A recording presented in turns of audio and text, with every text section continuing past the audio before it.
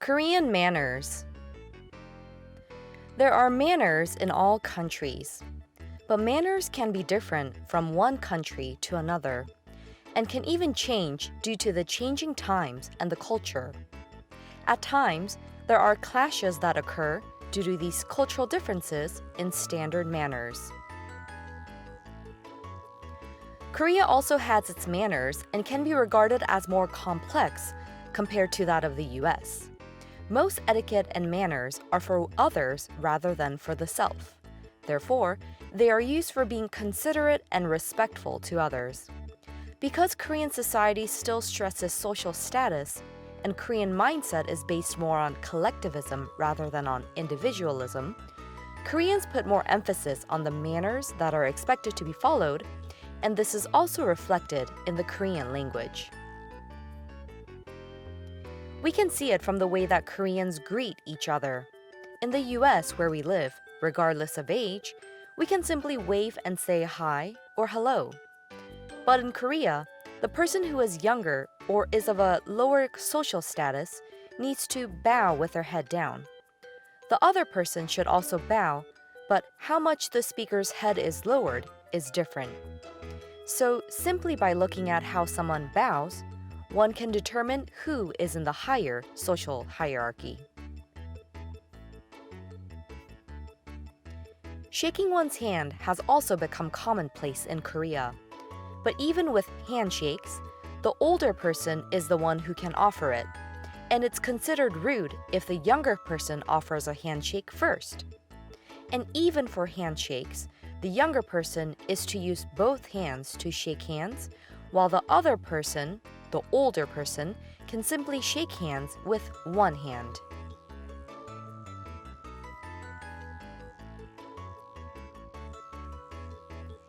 Even when giving something to another person, there are manners that need to be observed.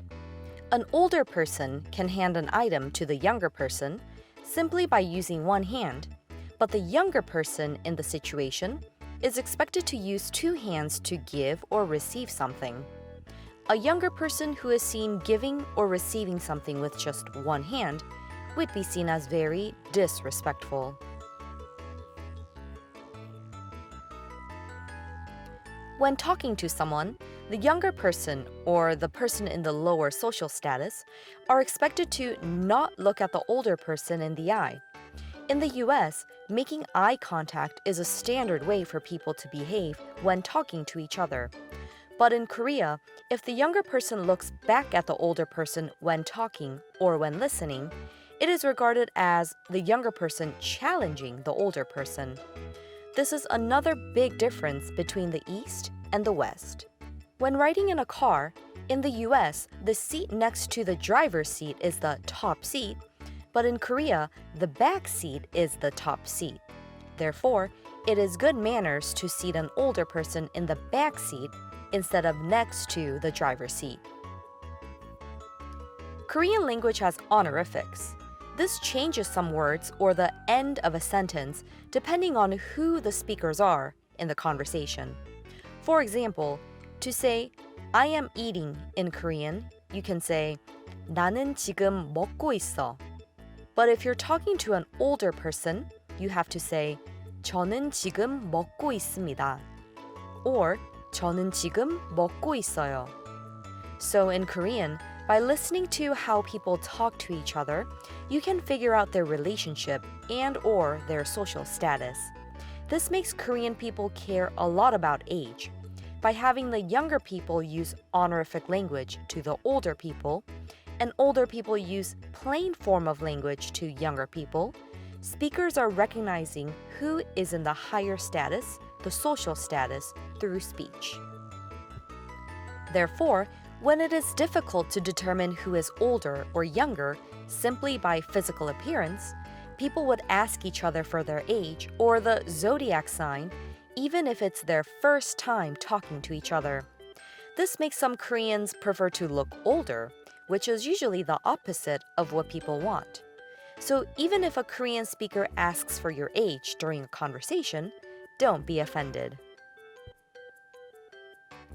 Like this, People's age and social status is also revealed through the titles that people use when addressing each other. If one calls a teacher Kim 선생, then the person who said Kim 선생 is older or is of a higher social status than the person being called on. But if that's not the case, the speaker should include the syllable 님 at the end. So the proper way to call would be Kim 선생님.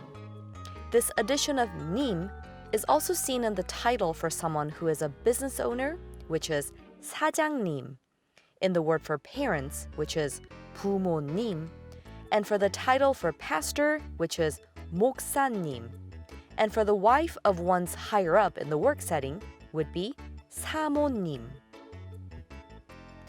Koreans also have a tendency of not clearly saying no to an offer or a request. So they don't really like the word no. If someone offers you water, even if you don't want it, you should take it and then do something about it afterwards. If you had refused the water, you would be seen as ignoring the other person's kind action. In English, the phrase no thanks is used often, but Koreans very seldom say negative phrases like no or I don't like it. So some Americans say that Koreans never say no. So for Koreans to hear no, they might become offended. Other ways that Koreans refuse or say no to an offer would be to use the phrase for a little bit, which is 좀, and also use 편이다 to reduce the level of directness when saying no. These are ways that Koreans try to be humble and considerate of others in speech. There are many other cultural differences seen in standard manners, but we looked at a few through this video. You will naturally learn more about other cultural differences as you continue to learn Korean. It is very important to understand the other culture, especially when learning the language of that culture, and in today's society, where diversity is emphasized.